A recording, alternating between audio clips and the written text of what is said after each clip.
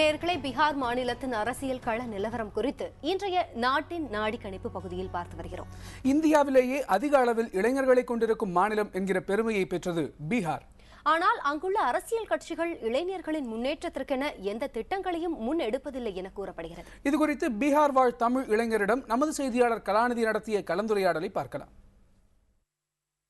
பீகார் மாநிலத்தின் மொத்த மக்கள் தொகையில் 58% பேர் 28 வயதுக்கு உட்பட்டவர்கள் என்கிறது ஒரு புள்ளி விவரம். இந்தியாவின் மிக முக்கியமான தேர்தலை பீகார் மாநிலம் சந்திக்கக்கூடிய நிலையில் இளைஞர்களின் எதிர்பார்ப்பு என்னவாக இருக்கிறது, அவர்களின் தேவைகள் என்னவாக இருக்கின்றன என்பதை குறித்து பட்னாவில் வாழக்கூடிய தமிழரான ராம்குமார் என்பவரிடம் பேசலாம். வணக்கம் ராம்குமார். பீகாரில் இருக்கக்கூடிய இளைஞர்கள் என்னென்ன விஷயங்களை எதிர்பார்க்கிறார்கள், அவர்களின் தேவைகள் என்னவாக இருக்கின்றன? பீகாரை பொறுத்த வரைக்கும் கல்விக்கு முக்கியத்துவமே கொடுக்கறது கிடையாது. எஜுகேஷனல் இன்ஸ்டிடியூஷன்ஸ் இங்கே ரொம்ப கம்மியாக இருக்கு. பீகார்லேருந்து வெளியில் போய் படிக்கிற ஆட்கள் தான் அதிகமாக இருக்காங்க. பீகாரில் பார்த்தீங்கன்னா ஐஐடி சொல்கிறோம், அதுக்கப்புறம் சொல்லக்கூடிய அளவுக்கு யூனிவர்சிட்டிஸ் எதுவுமே கிடையாது. மக்கள் பூரா வெளியில தான் போறாங்க. அதே மாதிரி ஆப்பர்ச்சுனிட்டிஸா இருக்கட்டும், இங்க வந்து வேலை பார்க்குற ஆட்கள் ரொம்ப கம்மி. பீகார்ல இந்த இன்ஃபில்ட்ரேஷன், அதாவது வெளியாட்கள் வந்து உள்ள வேலை செய்யறது வந்து ரொம்ப கம்மியா இருக்கு.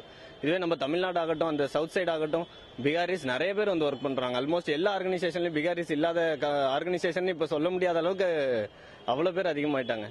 ஸோ எஜுகேஷனும் ஆப்பர்ச்சுனிட்டிஸும் இங்க ரொம்ப லேக்கிங் தான் சொல்லணும், ஃபார் பிஹைண்ட் தான் சொல்லணும் அதர் ஸ்டேட்ஸ் கம்பேர் பண்ணக்குள்ள.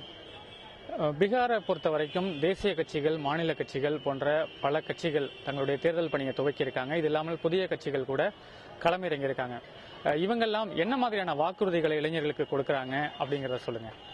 58% இளைஞர்களோட ஓட்டம் மட்டுமே நம்பி இருக்கிற இந்த பீகார்ல இளைஞர்களுக்கு அவ்வளவு முக்கியத்துவம் இல்லை அப்படின்னு தான் சொல்லணும்.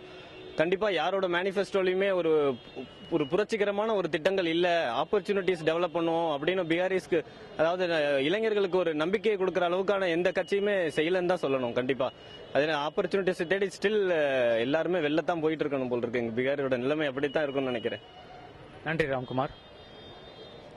பீகாரை பொறுத்த வரைக்கும் தேசிய கட்சிகள், மாநில கட்சிகள் என பலவாறான கட்சிகள் இருந்தாலும் இளைஞர்களுக்கு முக்கியத்துவம் கொடுப்பதில், இளைஞர்களின் பங்களிப்பை பெற்றுக்கொள்வதில் அவை தொடர்ந்து தயக்கம் காட்டுகின்றன என்றே இப்பகுதி மக்கள் தெரிவிக்கிறார்கள். புதிய தலைமுறைக்காக ஒளிப்பதிவாளர் செந்தில்குமரன், உதவியாளர் கேசவனுடன் கலாநிதி. பீகாரின் பல்வேறு பகுதிகளுக்கும் பயணம் செய்து களப்பணி மேற்கொண்ட நம் செய்தியாளர் கலாநிதி தற்போது நம்மோடு இணைந்துள்ளார். பீகாரின் அரசியல் கள நிலவரம் குறித்து அவரோடு பேசுவோம்.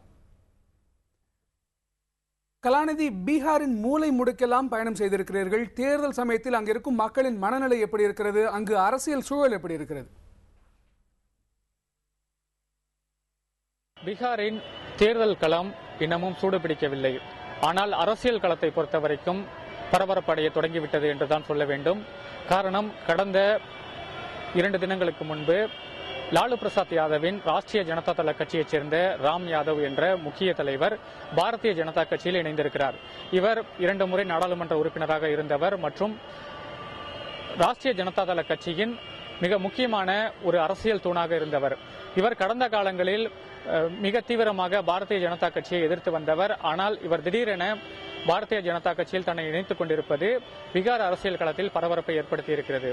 பாரதிய ஜனதா கட்சியும் இவருக்கு உடனடியாக தேர்தலில் போட்டியிடுவதற்கான வாய்ப்பை வழங்கியிருக்கிறது. இதுபோல மேலும் சில தலைவர்கள் ராஷ்டிரிய ஜனதா தள கட்சியிலிருந்து பாரதிய ஜனதா கட்சியில் சேரக்கூடும் என்று எதிர்பார்க்கப்படுகிறது. அதேபோல காங்கிரஸ் கட்சியிலிருந்தும் 1-2 பேர் பாஜகவில் சேரக்கூடும் என்று சொல்லப்படுகிறது. இது மட்டுமல்லாமல் ராம்விலாஸ் பாஸ்வானின் லோக் ஜனசக்தி கட்சியிலிருந்து சில தலைவர்கள் காங்கிரஸ் கட்சியில் இணையக்கூடும் என்றெல்லாம் கூட இங்கு அரசியல் யூகங்கள் நிலவி வருகின்றன. இவற்றையெல்லாம் வைத்து பார்க்கும்போது முக்கிய அரசியல் கட்சிகளான பாரதிய ஜனதா கட்சி மற்றும் காங்கிரஸ் கட்சியானது இதுபோன்ற கட்சி தாவலில் ஈடுபடுபவர்களுக்கென சில இடங்களை தற்போது ரிசர்வ் செய்து வைத்திருக்கிறது என்று அரசியல் நோக்கர்கள் தெரிவிக்கிறார்கள்.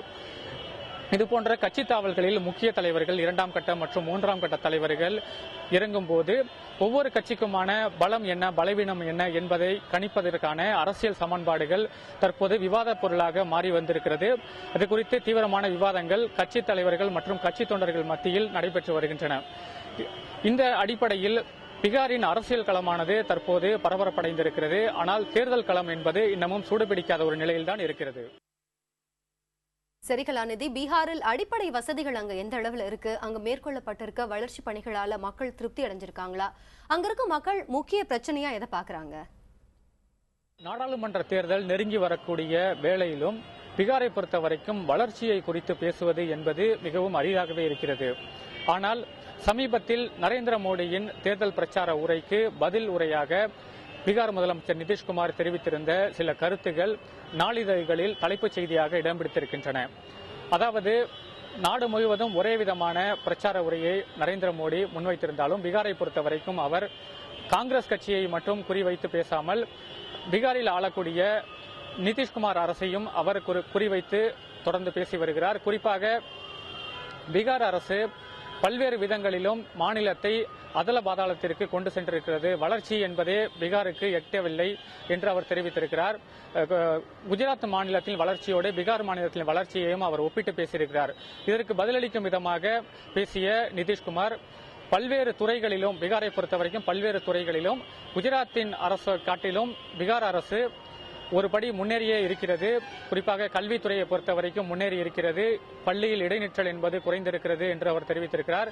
ஆனால் குஜராத்தை பொறுத்தவரைக்கும் இது மிக அதிகமாக இருக்கிறது, தேசிய சராசரியை விட அதிகமாக இருக்கிறது என்று அவர் தெரிவித்திருக்கிறார். இதேபோல சுகாதாரம், மாநிலத்தின் வளர்ச்சி போன்ற பல்வேறு முக்கியமான அம்சங்களிலும் குஜராத்தை காட்டிலும் பீகாரானது முன்னேறியே இருக்கிறது, வளர்ந்தே இருக்கிறது என்பதை அவர் பட்டியலிட்டு காமிச்சிருக்கிறார். இது மாதிரியான விஷயங்கள் வளர்ச்சி குறித்து பேசுவதற்கான ஒரு தொடக்க புள்ளியாக தற்போது அமைந்திருக்கிறது. இதற்கு அடுத்தபடியாக பல்வேறு அரசியல் கட்சிகளும் பீகாரின் வளர்ச்சி குறித்து அடுத்தடுத்து பேசக்கூடும் என்று எதிர்பார்க்கப்படுகிறது. முக்கிய பிரச்சனைகள் என்று பார்க்கும்போது தற்போதைய அரசியல் களத்தில் கடந்த காலங்களில் நடைபெற்ற காங்கிரஸ் அரசின் மீதான ஊழல் குற்றச்சாட்டுகள் போன்றவை குறித்துதான் இங்கு விரிவாக பேசப்படுகிறது. அதேபோல பாஜக பற்றி பேசக்கூடிய காங்கிரஸ் கட்சியினர் குஜராத்தில் நடைபெற்ற கலவரம் போன்ற விஷயங்களை முன்னிறுத்தி அவர்கள் பேசுகிறார்கள். முக்கிய பிரச்சனைகள், மாநிலத்தில் முக்கிய பிரச்சனைகளை குறித்து பேசுவது என்பது இன்னமும் இங்கு தொடக்க நிலையிலே தான் இருக்கிறது என்று சொல்ல வேண்டும். அதை குறித்து அடுத்து வரக்கூடிய வாரங்களில் அவர்கள் பேசத் தொடங்குவார்கள் என்று அரசியல் நோக்கர்கள் கருதுகிறார்கள்.